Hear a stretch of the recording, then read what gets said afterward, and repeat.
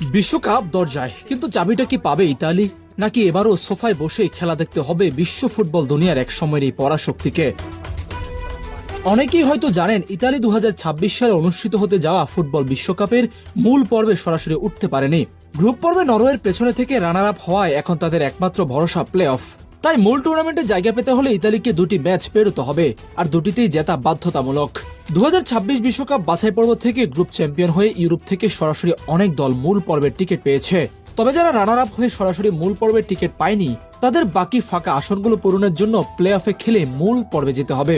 এই প্লে অফে অংশ নিচ্ছে মোট 16টি দল।